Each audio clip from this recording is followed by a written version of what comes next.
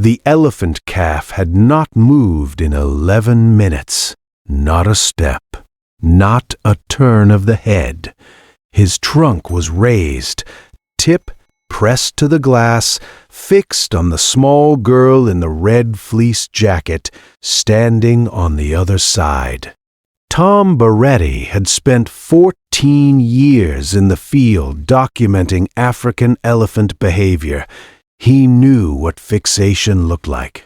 He raised his camera. Maisie was 3 years and 2 months old. She had both palms flat on the glass and was making the low hum she made when something pleased her. The calf's trunk tip mirrored her hands exactly, the same position, 2 panes apart. The keeper on duty walked past. Tom asked if Nuru did this with other children. "Maybe 30 seconds," she said. She looked at Maisie. "Not like this." Tom filed it under fascinating social behavior and kept shooting. That detail would matter. He didn't know that yet. Elephants can detect physiological changes in nearby humans through low-frequency infrasound and olfactory signals, sometimes registering distress up to 20 minutes before any visible symptom appears. 20 minutes later, Tom's wife Dana came in from the reptile house. She was a pediatric occupational therapist. She had spent 8 years reading children whose bodies communicated what their words couldn't. She stood beside Tom and watched Nuru for 1 minute, without speaking. "He keeps repositioning the trunk," she said. "Social contact," Tom said. "Young elephants seek proximity. He's not seeking proximity. He's directing it. At her specifically." Tom looked at his daughter. Maisie still had her forehead against the glass. Her eyes were slightly glassy. "She's tired," he thought. "It's past noon. She's been walking 2 hours. He was a trained observer with 14 years of field work. He had every tool to be confidently wrong. Dana watched Nuru reposition the trunk again. A small, deliberate shift, angling downward toward where Maisie's face met the glass. A service animal.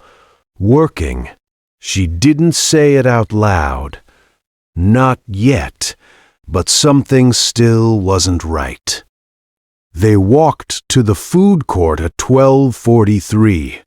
Maisie ate 4 bites of a soft pretzel and stopped. She said she was cold. She said her head felt heavy. Tom assumed hunger. Dana assumed fatigue. These were reasonable conclusions. They were parents who paid attention. They packed the stroller and started for the exit. At the parking structure elevator, Dana stopped walking. "I want to go back." To the elephant, Dana. The trunk positioning. She said it quietly, so Maisie couldn't hear. The way he was angling it at her face. "I've only seen that once before. It was a dog, a service animal. It was working." Tom did not move for 3 seconds. Then he turned the stroller around. That was the moment everything changed. They were 50 feet from the habitat when Maisie made a sound. Not a word. A small, high exhalation.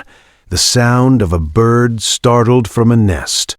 Dana was already turning, already catching her, before Maisie's legs gave way. She didn't fall. She sagged. Her eyes stayed open. Her hands were still out at the angle they'd been at the glass.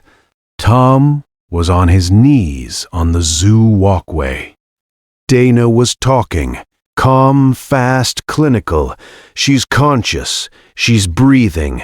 Get someone now. A keeper came running.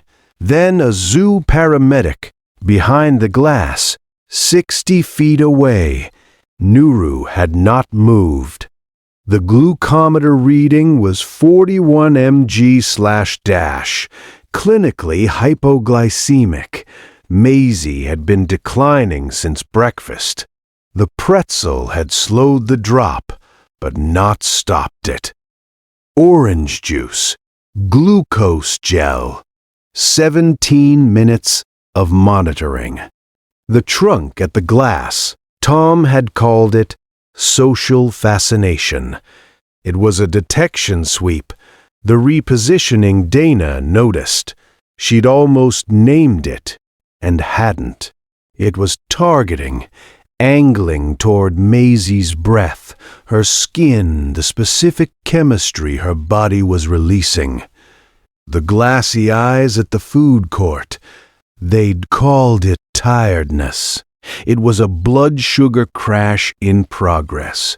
Dr. Marcus Webb, pediatric endocrinologist at Rady Children's Hospital, reviewed the case 3 days later. He said, "At the documented rate of decline, she had 20 to 30 minutes before loss of consciousness became a serious medical event. The animal's behavior prompted the parents to return to the position where the child's symptoms became observable. That chain of events directly contributed to the intervention timeline." He paused. Another 20 minutes, and we'd be having a different conversation.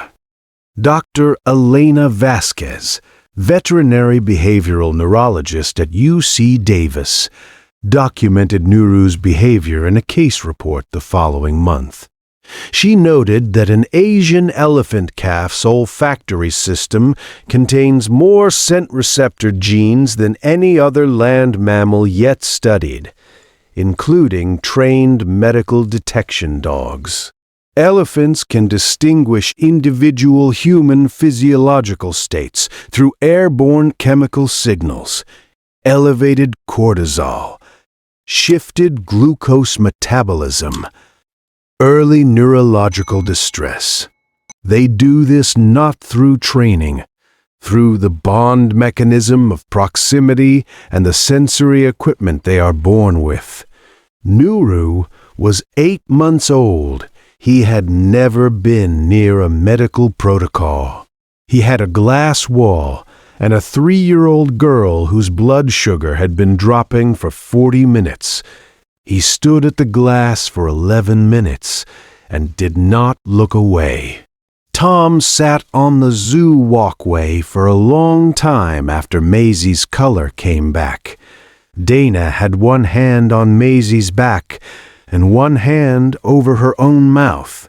Maisie was diagnosed with type 1 diabetes 72 hours later. She has worn a continuous glucose monitor since. She has a stuffed elephant she named Nuru. It goes everywhere the red fleece jacket goes. If you stay for stories about what animals sense before we do, you're in the right place. Subscribe so you don't miss the next one. 3 weeks later, Tom went back to the zoo. He stood at the glass. He had his camera. Nuru came over. He did what young elephants do. Approached, sniffed the air, wandered to the other end of the yard. Tom watched him for a while. Then he lowered the camera and stood with his hands at his sides, watching the calf move. The glass between them fogged faintly with his breath.